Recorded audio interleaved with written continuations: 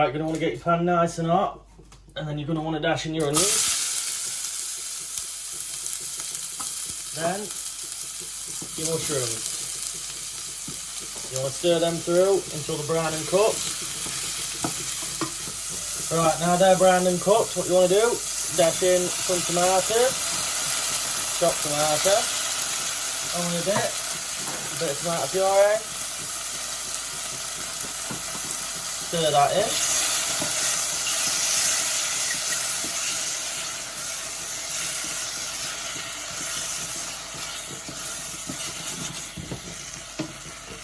Right, touch of salt.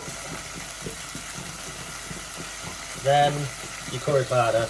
Now you can adjust this to taste, so however what you want in your curry.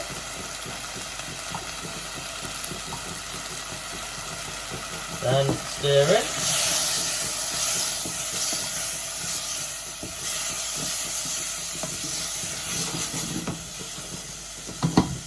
Now we add in your diced chicken.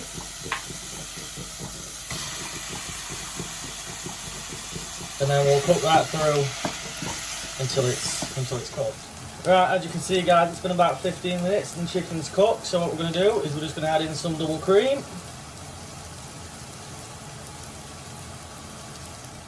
Sorry about that, we had a little mishap with cream, it won't come out. But yeah, so like I say, you just stir it in.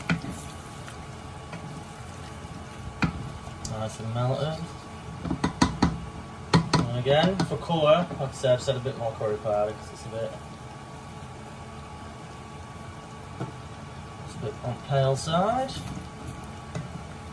And yeah, let that eat through for about a minute or two and then it's ready to serve up. And there we have it guys, a nice, quick, easy curry made from scratch. Delicious.